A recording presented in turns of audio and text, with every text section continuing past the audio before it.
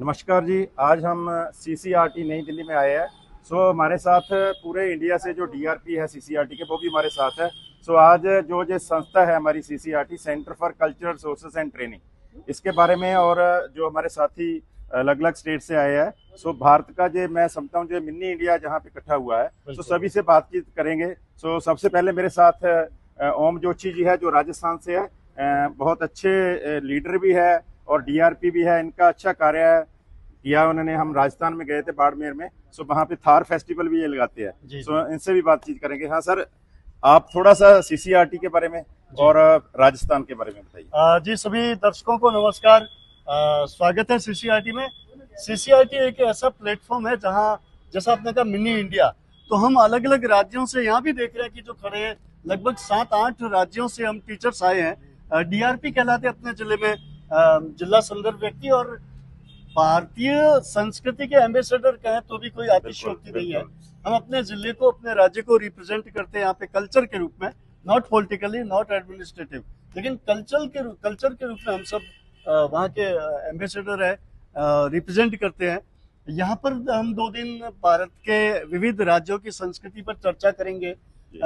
शिक्षण में किस तरह से संस्कृति को समाहित करते हुए बच्चों में हम वो बात ला सके, बच्चों में वो सुधार ला सके, चेंज ला सके, उस पर बात करेंगे, चर्चा करेंगे। बहुत सारे एक्सपर्ट आज भी आए, बहुत सारे आज हमें थिएटर के बारे में बहुत सारी चीजें बताई है। पढ़ से पढ़ के बारे में, पढ़ के बारे में पूरे देश के शिक्षकों को बताया। अब आपने कहा राजस्थान के बारे में, तो मैं बताना चाहूंगा कि जो पढ़ से पढ़ का बेसिक वाक्य है, ये वाक्य ही राजस्थान की पढ़।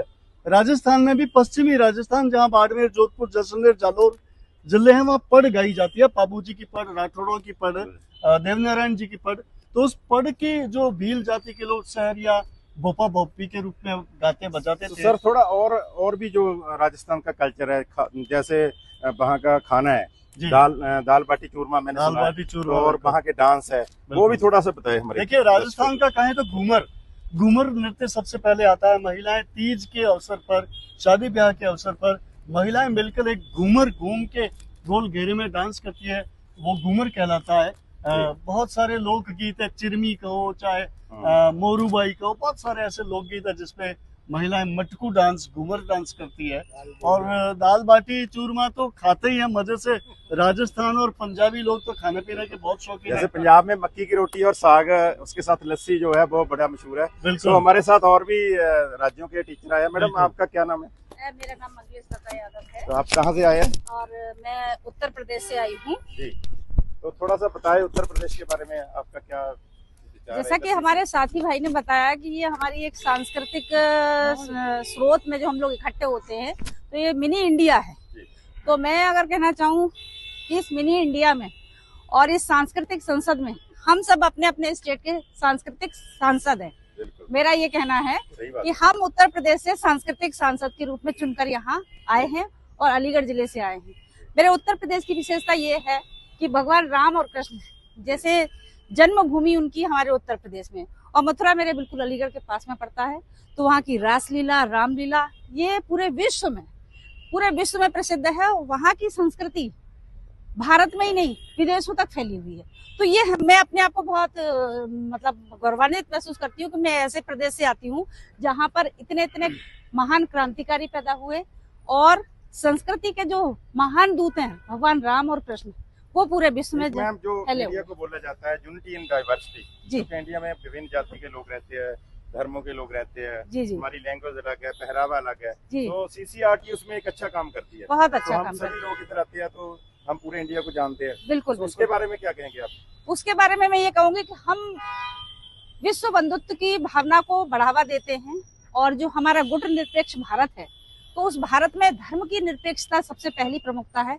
तो यहाँ आकर हम धर्म निरपेक्ष बन जाते हैं, जाति निरपेक्ष बन जाते हैं, और विश्व बंधुत्व की भावना के साथ एक दूसरे के साथ सांस्कृतिक दूत के रूप में जुड़े हुए हैं। हमारे साथ और भी साथी जुड़े हैं। सर, आपका क्या नाम है?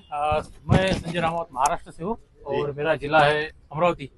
सबसे पहले मैं सीसीआरटी को धन्यवाद व्यक्त करना चाहूंगा कि मुझे यहाँ पे पूरे मिनी भारत में यहाँ पे मुझे आने का मौका मिला। इसके साथ में मुझे महाराष्ट्र का जो कल्चर, ये कल्चर भी आपके साथ में साझा करने का मुझे मौका मिल रहा है। और मैं आपका भी धन्यवाद व्यक्त करूंगा कि आप ये एक चर्चा यहाँ पे हो रही है, जी जैसे चाय पे चर्चा होती है, ऐसे घूमते घूमते चर्चा हो रही है, चर्चा हो रही है, बहुत बढ़िया है। और महाराष्ट्र ये तो बहुत ही अच्छा हमारा राज्य है जो काफी जगह पे नेतृत्व करता है। अलग अलग कल्चर हमारे महाराष्ट्र में आती है, पूरे महाराष्ट्र में अलग अलग प्रकार की मराठी भाषा बोली जाती है, जो मराठी भाषा आप हर एक 10 किलोमीटर के बाद में अलग अलग चेंज हो जाती है। महाराष्ट्र को तो फिल्मी सिटी भी कहा फिल्म सिटी जाता है, कहते हैं, फाइनेंशियल कैपिटल ऑफ इंडिया भी कहा जाता है। जी हाँ, जी तो हाँ। महाराष्ट्र तो है ही महान है।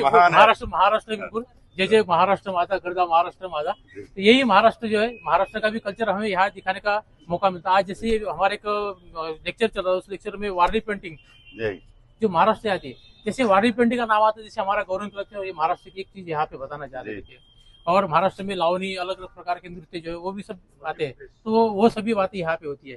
तो मैं आपका भी यहाँ पे धन्यवाद कि आप यहाँ पे सब चर्चा में हम सभी धन्यवाद आपका, आपने भी विचार साझे किए। पुष्पिंदर जी है मध्य प्रदेश से हमारे साथी डीआरपी, सो इनका भी बड़ा योगदान है सीसीआरटी में कल्चर को प्रमोट करने के। सो पुष्पिंदर जी आप भी बताइए मध्य प्रदेश के बारे में। दरअसल मैं मध्य प्रदेश में मालवा क्षेत्र से आता हूँ और हमारे मालवा की एक बहुत ही प्रसिद्ध लोक कला है, वो है संजा।